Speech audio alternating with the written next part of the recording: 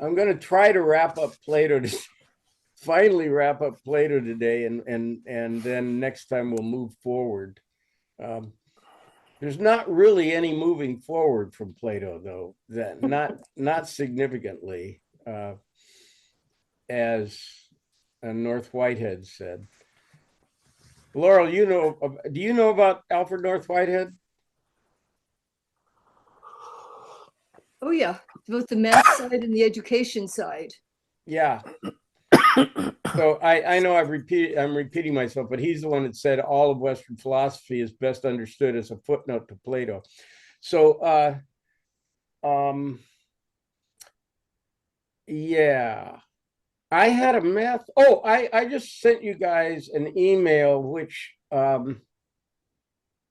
well, two things happened. One, Gerald sent out an email with a link to a bunch of lectures on if I didn't it just came, so I haven't seen any of it, but it was a series of lectures on, I think, um, neuroscience related to language or something like that. Is that correct? Well, just the whole structure of your brain and how you put all these pieces together of space, of language, of hearing, of sight, and she just builds this picture of uh, how your brain works with its organization, and its organization is around how we deal with all these complex ideas. And I think in a way, it kind of goes back to where Plato is trying to say, well, we must to understand this so quickly, we must have seen this in a previous life, and maybe in a way, we packed all of that into our brain over about 100 million years, of Well, putting the tools together to do that assembly. it couldn't really be otherwise unless we believe in magic, that some kind of supernatural being placed it in our brains. But we're going to talk about that more today. So that's something that Gerald sent out, which I'm definitely going to look at. And then the other thing is I just sent a link to a video which is about, I think it was Laurel, but maybe somebody else brought up the example of the feral child that was discovered in the late 18th century who had been raised without language and without parents. It's a video with Stephen Fry. He's a British kind of TV presenter guy and entertaining guy. And also in the video is Steven Pinker.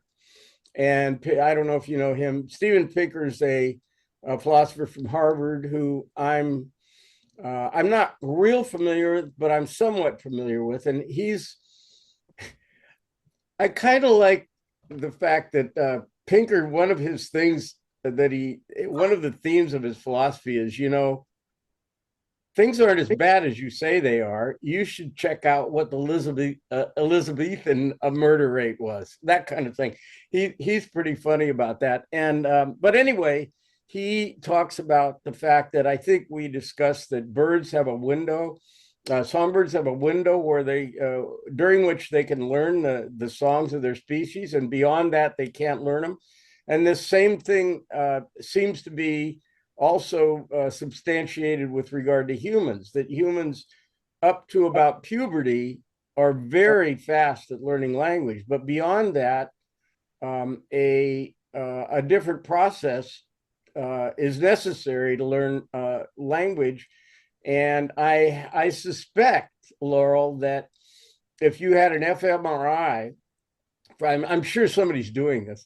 If you had an fMRI of a child learning language and you compared it to an fMRI of a 20-year-old learning language, I suspect different parts of the brain would be engaged. What do I know about neurology? But I suspect that's the case because it seems to be a different process.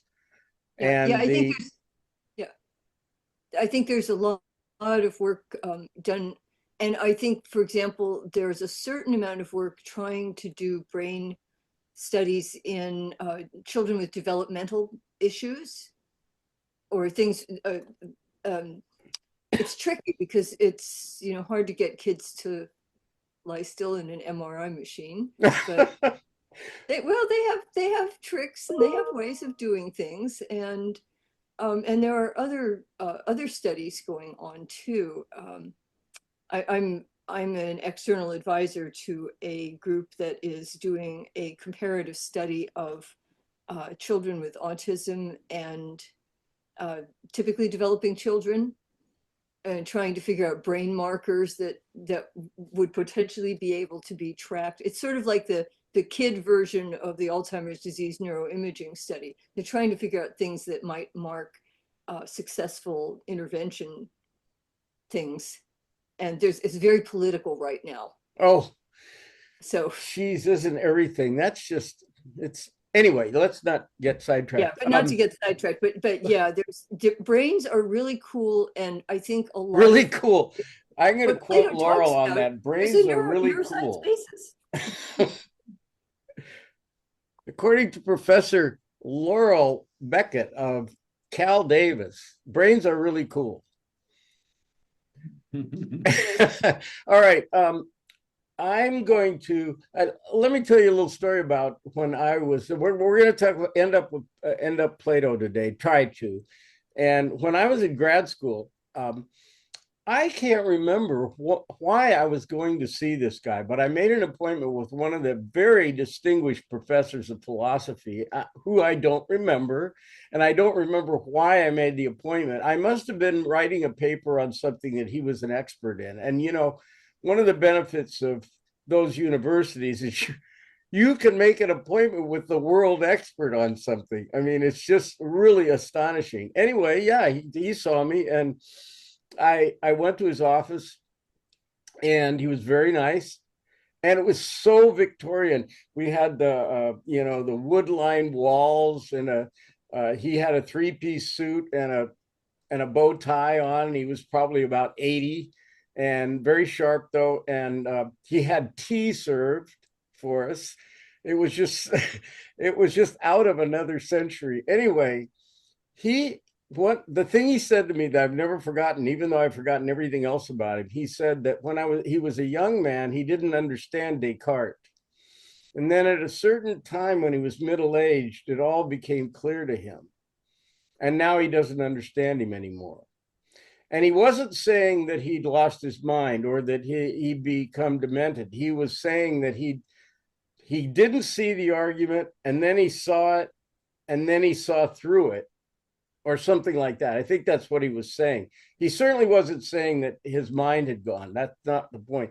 And so I bring this up because I had the same experience with Plato, and I'm very sympathetic to people who are not really grokking it. It's not really resonating with you, because it took me 10 years before I started to see what was going on here and how important it was. It all just seems so blatantly wrong, and also that some of the dialogues seem so simple-minded, but this is an illusion. And well, I don't know. Whether it seemed to me at a later time, it seemed to me to be an geez, I can't talk. Inaccurate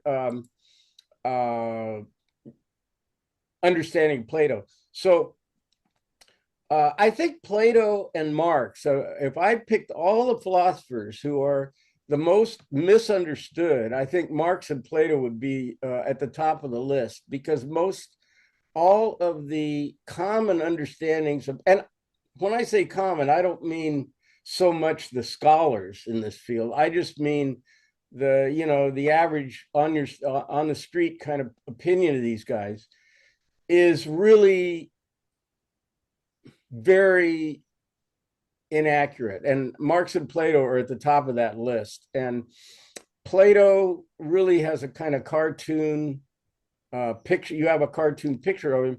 And I was certainly in that camp, that just had a cartoon picture of him. And this isn't helped at all by Plato's way of presenting himself, which is all these dialogues that sometimes appear to be pointless. But I want to read one passage. There's several passages where Plato actually addresses this in the dialogues and also in his letters. I think I told you about it. I think it's the second letter that says, I'll never write an exposition of what my thoughts are. They're all just Socrates beautified and rejuvenated.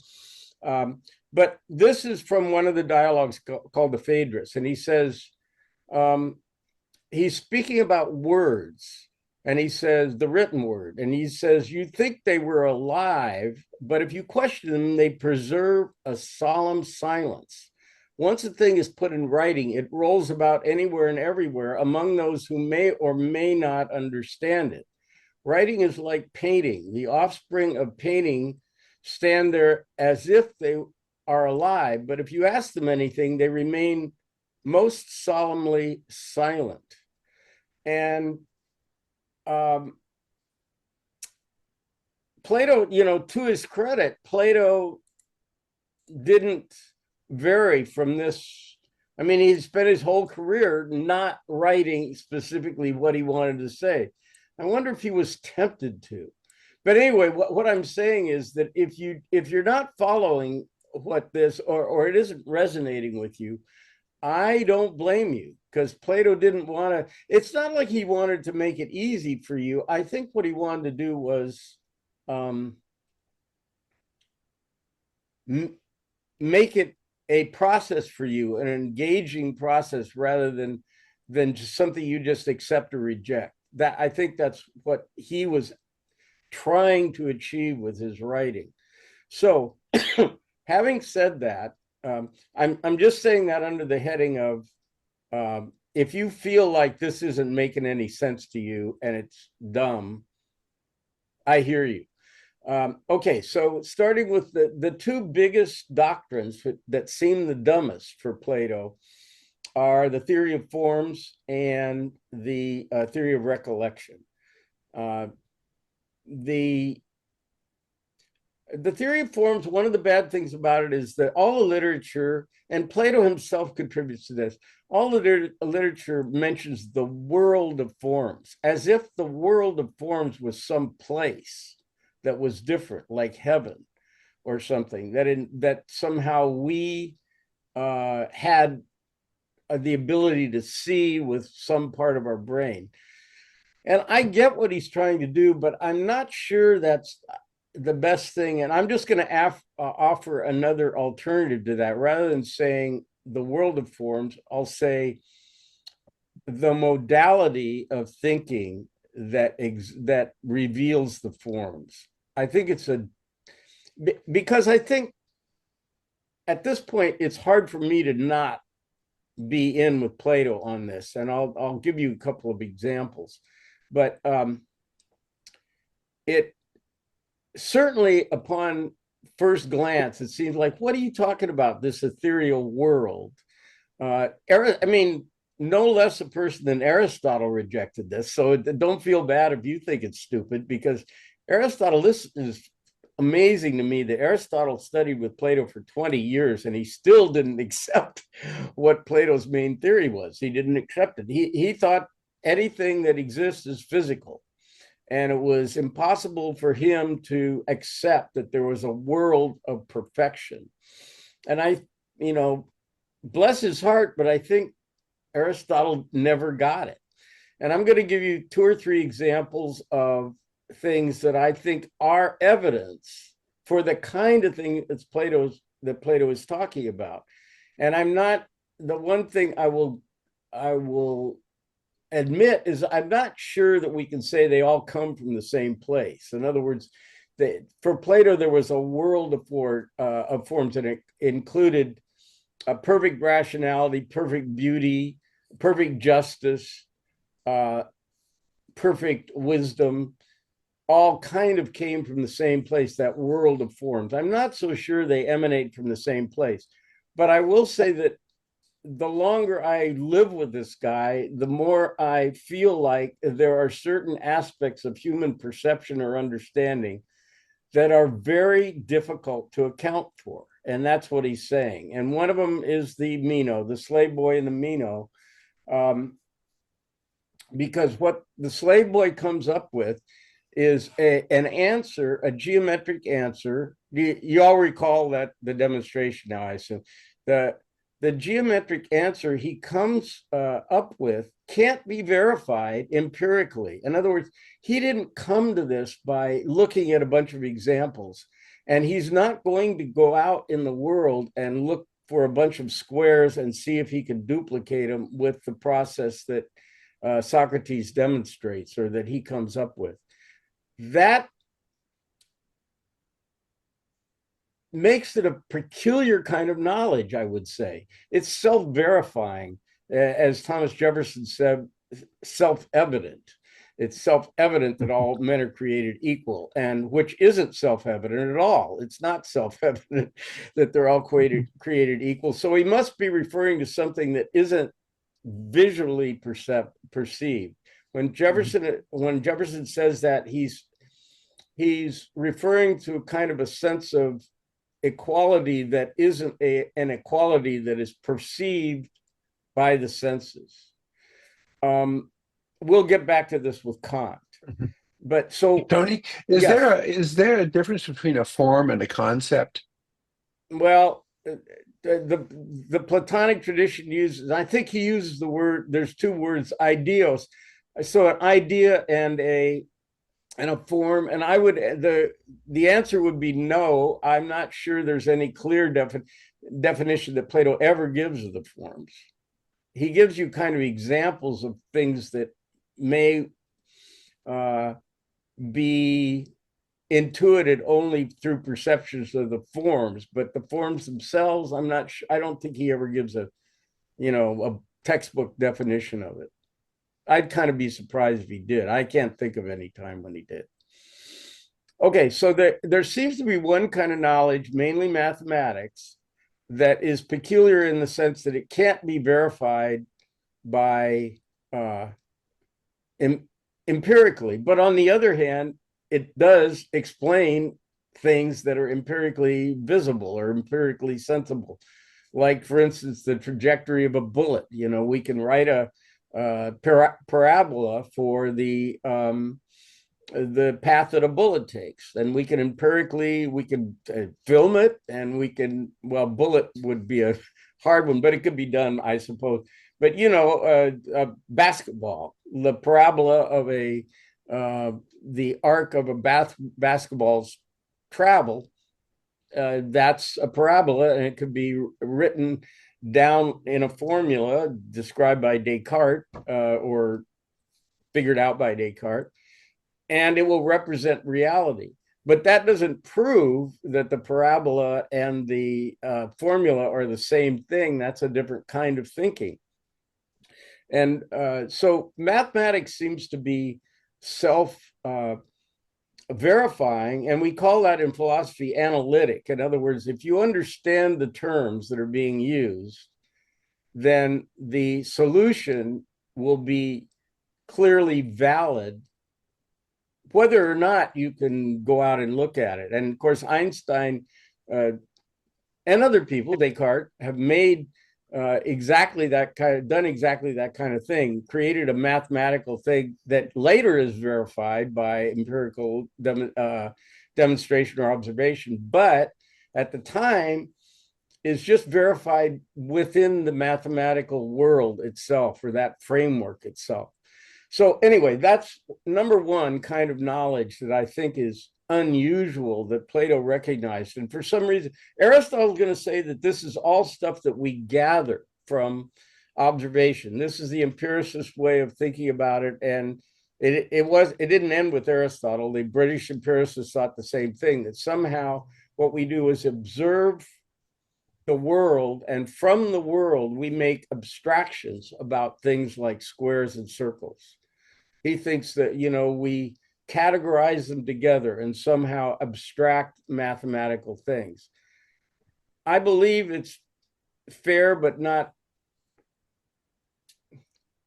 it's my view, and not universally shared, that this view is no longer sustainable.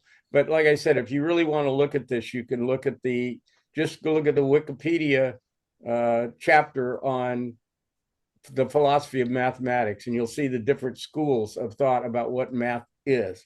So anyway, clearly mathematics or geometry is central to Plato. And I think that's kind of knowledge that he correctly intuited or understood was not something we perceive with the senses. The truths of mathematics are not just derivable from what we perceive.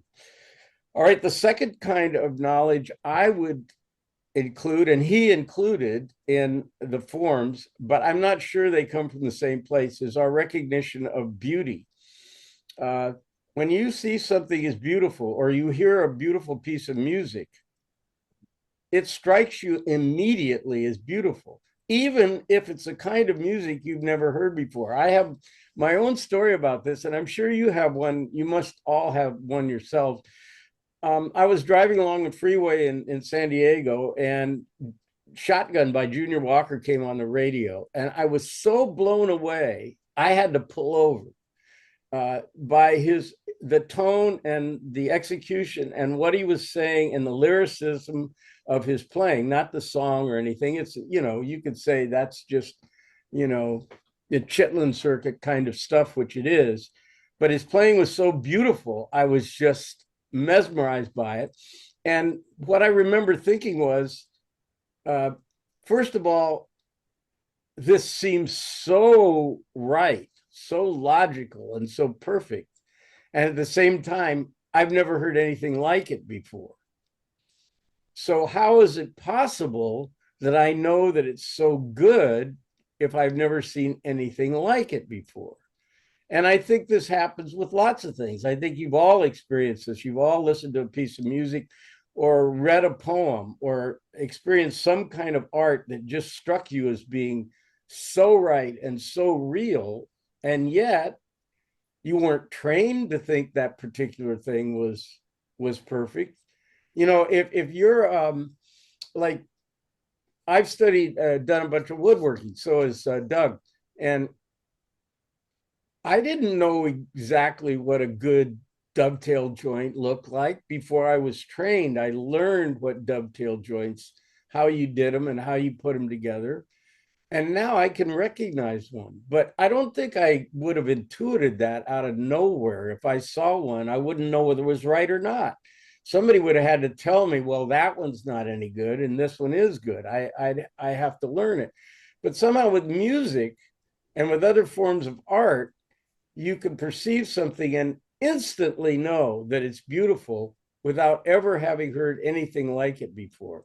I think that's very strange. And I know I'm not going to convince everybody that that's strange, because it's the things that Plato's talking about are so central to our consciousness and so constantly experienced. And so that they seem just, of course, that's the way things are. That, of course, that's natural. Of course, it's beautiful. Well, it's not clear to me why it's beautiful. It's not clear to me that another animal with a different brain would think that's beautiful. Why is it beautiful to us? I can't explain it. And not only that, beauty is something, and I've argued this, Doug D wouldn't agree with this, but it's very hard to account for beauty, our appreciation of aesthetics. And this really is not quite Plato, because he didn't know about the theory of evolution. But if you think about the theory of evolution, it's a hardcore number sorting thing. Things either work or they don't. And if they don't work, they get eliminated. That's all. Or if they work a little bit better, and doesn't have to be much better. I think the percentage is something like 1% better. In other words, if 1% of this new development in genetics gives you, I mean, if it gives you a 1% advantage, it doesn't take very many generations before that is in the genome. That small of an advantage. And so it's just a hardcore numbers game. And I can't for the life of me see why our appreciation for music or our understanding of math would have been sifted out from all of our other abilities just by the numbers of evolution. I don't see any evolutionary pressure towards understanding music. I'm not saying, I mean, all I'm saying is it's a mystery. And Plato, okay, so Plato goes to the extent of saying, well, it must be because we're born with this somehow from a previous life. I don't buy that. I'm not Shirley MacLaine. I don't think we've been all reincarnated, but it is a mystery that that cries out for an explanation. Yeah, Jeff. I'm not sure that you're right in saying that it can't have been produced evolutionarily. I suggest that we're just not quite bright enough to figure out what the evolutionary advantage is. Well, there must have been, I mean, and like I say, unless you believe in some kind of supernatural intervention, it has to have been the result of evolution. But I can't see how it was. That's all. And maybe we will eventually figure it out how. If I had to make a guess, I would say it's because of a there's a word for this that I can't think of right now, but it's uh, kind of an artifact of some other kind of mental thing that was an advantage. In other words, um, you have an ability that turns out to be very good for aesthetics that really was had something to do with flavors or something like that. Well, I just had an ear operation. This is maybe the same kind of thing, and I was amazed that the doctor apparently someplace along my rock and roll career, my right ear got just damaged. And I told a doctor about it, and they said, "Oh, well, there's an operation for that." And I said, "What?" And yeah, they go in and take this little tiny bone out and that's broken, and they put in a fake bone, a prosthetic bone, little tiny. This is all microscopic stuff. And sure enough, I can hear better. But as a result, my taste is all screwed up. My sense of taste is all screwed up.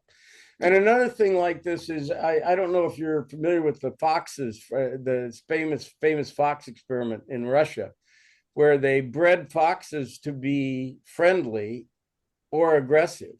And it turns out when you breed foxes to become friendly, their appearance changes. Their actual physical appearance changes. I can't remember what it is, but I think their tails and their ears change in appearance as they get friendlier. That's a really peculiar thing too. So there are probably genetic mutations that somehow have an effect on a group of things within your evolutionary development. And those group of things may include things that aren't directly related to the thing that is an advantage. In other words, it's an advantage to the fox to be friends with um, human beings. It's a survival advantage. It may not be a survival advantage for them to have different kinds of ears, but nevertheless, it's something that was associated with that particular physiological. The physiological development was somehow associated with the mental development, and I suspect music falls into that category, as does math. But this is absolute speculation on my part. So would you flip that over and say we have the capacity to recognize and appreciate beauty? Is it also the same for the creation? So when Junior Walker created that piece, is that is that parallel? Well, I actually was going to get to that point next. Oh, I'm sorry. I'm sorry. No, I'm no, sorry. no, no. It's a good segue, because when if any kind of and this Meredith's not here today, but Meredith was talking about how she constructs a brief and how she works on it until she knows it's right. And all artists do this. I was talking about this with Philby the other day, and an artist creating art is the one part of your life that when you do it, the only thing that's at play is your will to create something beautiful. There's no outside influence. You have a paintbrush and you have a canvas, or you have a guitar and you have fingers, and nothing except your will and your heart or your inspiration is between you and creating beauty. And so, and yet you, as I think I mentioned with Segovia, you can practice till you're blue in the face, and as he says, it won't make you a musician. The real artist or the real musician somehow knows that. Well, the Leonardo is famous for redoing his paintings many times until he got what was he looking for. So to respond to you, Neil, I think it's slightly different. I don't know, but it seems to me slightly different because the artist doesn't know, like Meredith didn't know going into it what she was trying to create, and yet an artist or Meredith, you're drawn towards, you know, what isn't right. You keep knowing what isn't right, that you can make that line of poetry better, or you can make that melody better. How do you know that? What basis are you, since you're creating something from whole cloth, what are you going on? If you were doing a dovetail joint like I just mentioned, you would have had a mentor, and he would have shown you, okay, this is what you want to avoid, this is what you want to do right, and you would have uh, been trying to match what you knew and were trained to think was good. But that's not true when you're painting something, or when you're writing a song, or when you're playing the saxophone. There are always outside influences in anything you do. Well, that's true, but like Stevie Ray Always. Vaughan has mastered every single lick that Albert King has played, every single one, and he'll never sound like Albert King. So it doesn't matter. You're a human being, and I don't care how many influences you have. It's all influence. Nobody makes up music out of whole cloth. You're always influenced by somebody else, but you will never sound like them. No, but there's always an intent in art. There's always an intent, and that intent is what is influenced. Well, where does the intent come from, though? That's the question. Your audience, your client, your intent, your political intention, your philosophical intention. I don't know, anything, but it's not. There's not an absence of thought or an absence of intention in art. No, certainly not. You know, here's another example. Ray Charles, when he started out, sounded like Nat King Cole. That was his role model. And then he developed this other style of singing that was more gospely. When I heard it, the first time I heard it, I went, man, that is magic. Well, how did he get the inspiration to switch from sounding like Nat King Cole to sounding like himself? What was he looking for? I'm not saying I have the answer to this, Doug. I'm saying that there is a mystery about human creation, and there is also a mystery about human understanding that goes beyond just rote copying of something you've seen before.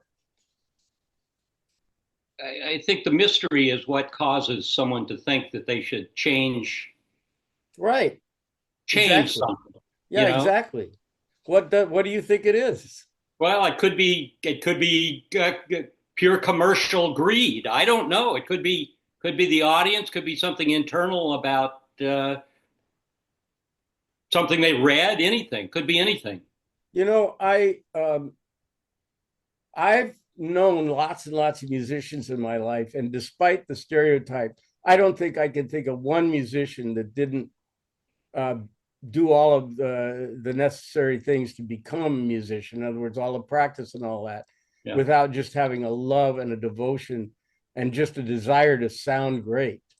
You know, drugs, money, girls, those are all completely peripheral to what the real desire is. And so what is the real desire, Doug? That's what you're asking. I don't think it's pure. If it were purely commercial, then you wouldn't do anything new. You'd do like what Hollywood is doing now, just keep making movies over and over again because you know they sell. But that's not what musicians do. Jimi Hendrix did a bunch of stuff nobody done. So yeah, Tony, I think that's true. I mean, when I was in high school, I sneaked out of PE class for most of a year to be in an art class. And I might have told that there was a kid in the art class who was like, you know, 20 standard deviations better than everyone in the class. And I assumed there's like a whole pile of these kids in one in every high school. But many years later, and the teacher treated us somewhat differently. She knew he was special. He was focused on art. That was his thing. He was driven to do art. And the kind of feedback she gave him was at a different level than she encouraged me, and gave me good feedback. But what she gave him was at a different level. And then, I don't know, 20 years later, 30 years later, something, I'm driving along and I'm hearing in Boston, and I hear an interview with the top movie poster artist in Hollywood, Drew Struzan. And I'm like, what? So he did all the posters for Indiana Jones and Star Wars, and all the iconic posters for Star Wars. Those are his. Harry Potter. But he has retired from that because at the same time, on the side, he has his own art that he wants to pursue, which he's always done kind of as a sideline, and has sold it. But he made, I guess, piles of money. I went once to buy a print of one of his Star Wars things. I think it was for a grandson. And I'm like, what? We're into like thousands of dollars for a little print. So nope, he's not getting one of those. Anyway, for him, I knew him when he was a young teenager. And whatever force was making him have to draw and paint as a 13, 14, 15-year-old, whatever, it would have been 14 or 15, I guess, when I knew him, is still there. He's like almost our age. He was a year or two behind me in school. And he still paints. And yeah, he did the commercial stuff, and it's distinctively Drew. You can tell his posters for movies, apart from some that were contracted out to other people. But there was something about what he did and the way he presented, even sort of a standardized image from some Harry Potter thing, that stands out. But even though that was quote commercial, his Now, art was. I want to just back up just a little bit, and with a caveat, and that is that Plato wants to eliminate art from his Republic. So I don't want us to get confused here. I raised this issue, but I don't want us to think that it's a central point that Plato makes. Plato's just saying that there seems to be a realm which he thinks is all contiguous of appreciation for beauty. Justice is another thing. We've discussed about the fact that you don't just rote by rote follow what your parents say or what your teachers say or what the law says. You do what you think is right. How do you get that? How do you know as an artist what the right thing is? How do you know as a mathematician what the right solution is? Because Laurel can confirm this, but I think that right now AI can figure out math, but it doesn't really know that it's figured something out. It doesn't know that what we would say is, oh, that's right. It knows it because it's seen this solution 1,000 times.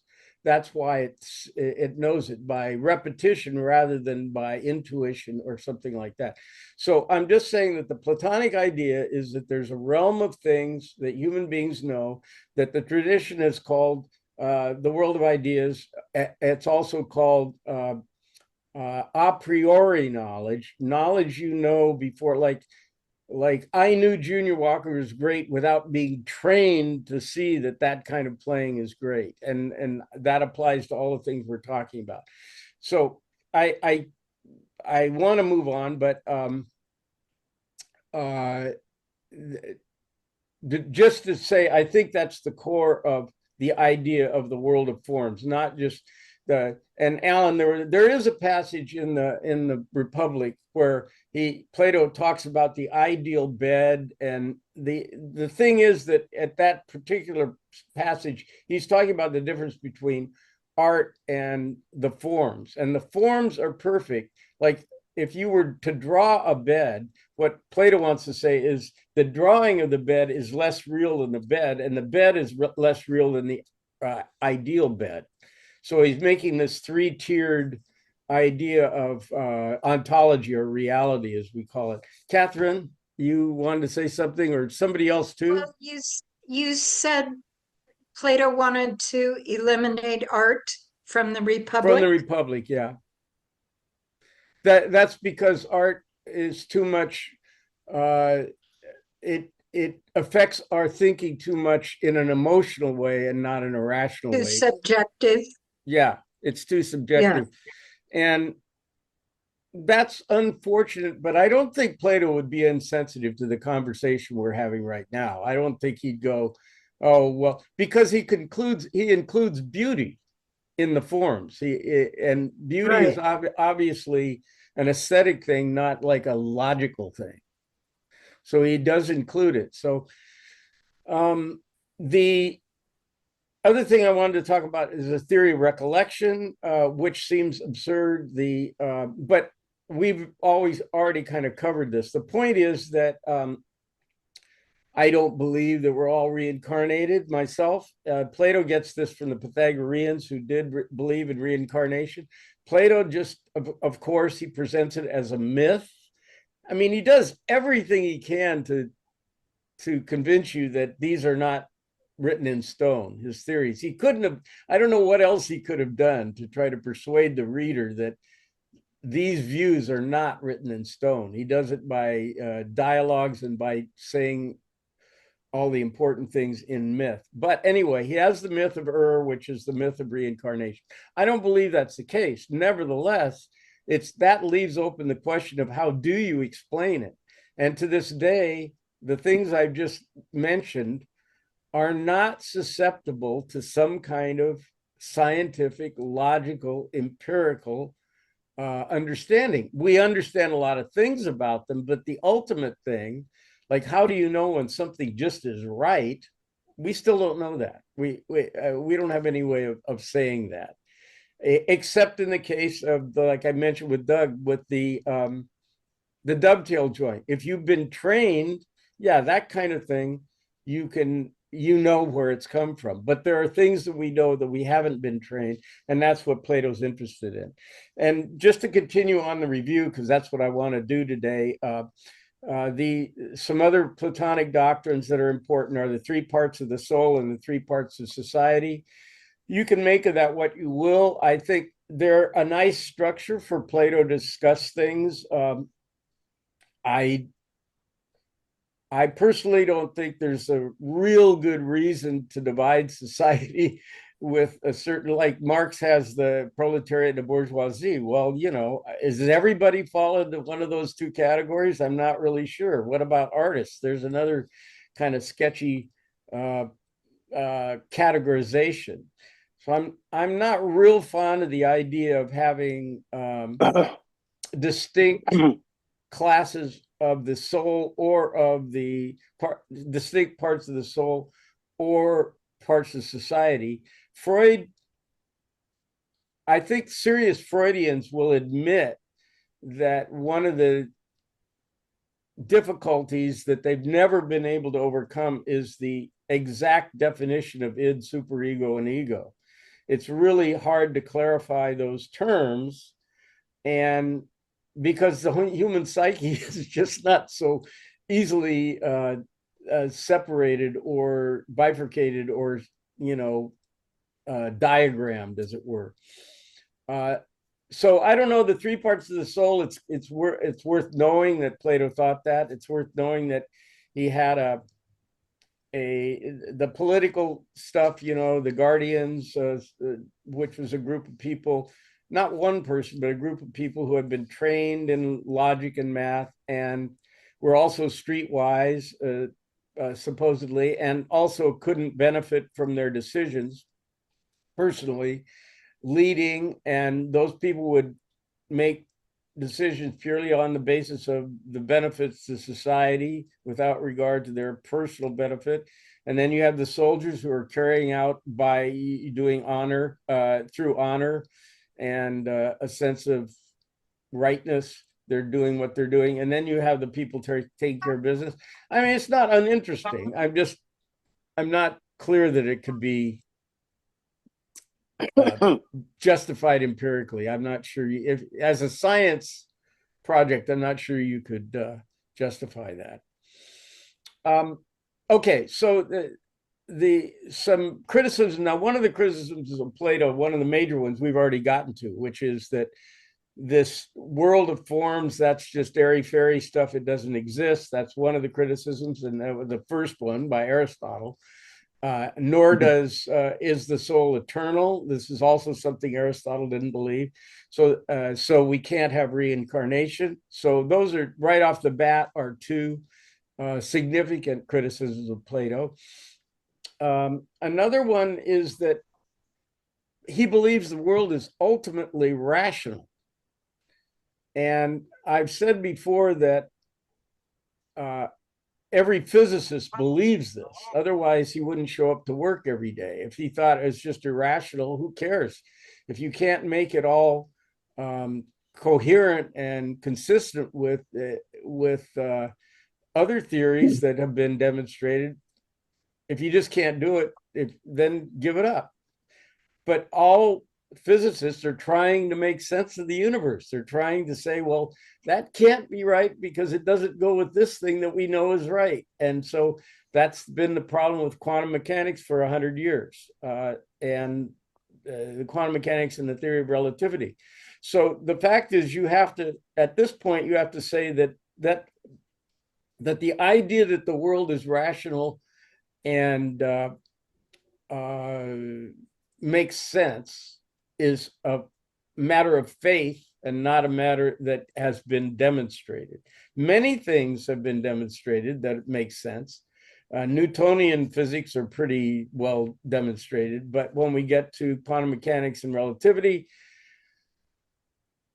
okay, so if the world can't be made rational, then his whole theory of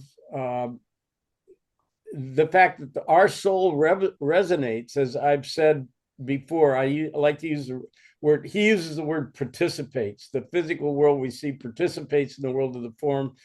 Another way of looking at it resonates, it's kind of vibrating on the same plane, or not the same plane, but the same frequency or something. That whole idea, if we admit that the world is not rational, then it's hard to say that our mind is understanding the actual world.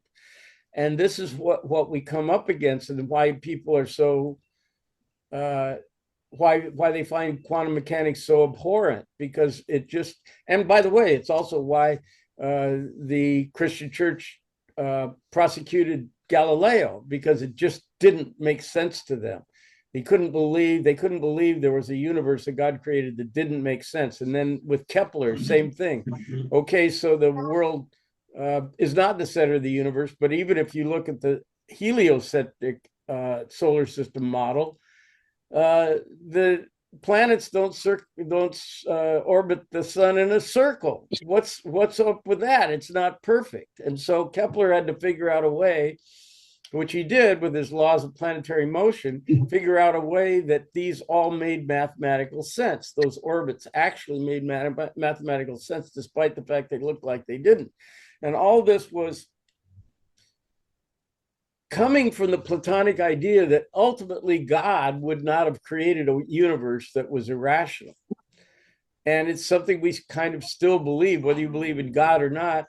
If you're a physicist, you believe that somehow the world must be rational. So what I'm saying is, the criticism of Plato is that if fundamentally the universe is not rational, then Plato's whole system is founded on sand, which I wouldn't, or you have to limit it. Like what Kant's going to do is say, yeah, we can't know that. What he says is he's going to limit reason to make room for faith. So when we get to Kant, we'll discuss that. Anyway, there are other things. Plato is a massive a bit of stuff, even though it seems easily dismissed at first glance. And this is as good as we're going to do with it. And I appreciate your patience in listening to me try my best to make it make sense. So there we go. Any help I can get from somebody on this? Or criticism or anything? I think it's been an awesome job. If Plato was teaching for over 20 years, to sort of compress it into rather less than 20 seminar times, and at least make us think, which I guess was Plato's goal anyway. So you're Right. making us all think. Right. Yeah, I've loved it, even though I haven't been here for every bit of it. Plato has always been it for me. So thank you very much. Plato has a lot of heart and soul as compared to most of the philosophers, I think. And it's not fluffy heart and soul. I mean, Khalil Gibran is also very Wordsworth is very heartfelt.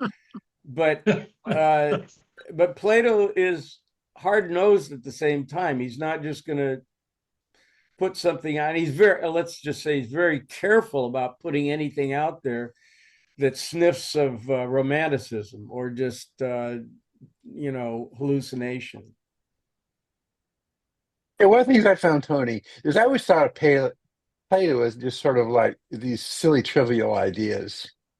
And in what you're showing us is it's in many ways his way of thinking and putting things together and examining them. It's almost a mathematics of words that makes him a very interesting thinker. Yeah, like I say, he's so easy to dismiss. I mean, Wittgenstein, I think I mentioned Wittgenstein dismissed Plato. He read a couple of dialogues and goes, this doesn't go anyplace. What am I supposed to be interested in this guy for? Wittgenstein wasn't, by the way, a professor of philosophy like a lot of guys. Kant was a professor, for instance. A lot of these guys, Bertrand Russell, that was their profession, but Wittgenstein really wasn't. He kind of came from an engineering background. He was still brilliant. In fact, maybe it was good that he came from the outside, but he apparently didn't know that he was just following the same procedure that Plato was and addressing exactly the same problems that he was. He apparently was unconscious of that. Somebody must have pointed it out to him, but he says someplace, yeah, Plato, big deal, Well, Ludwig, you're talking about the same stuff in the same way. So what's the deal? But like I say, I think Plato is the most easily misrepresented, him and Marx, of all the philosophers, or the most, maybe not easily, commonly misrepresented, underappreciated for what they have to say. That's not to say they're right or wrong. I'm just saying that they're misrepresented too facilely, too easily.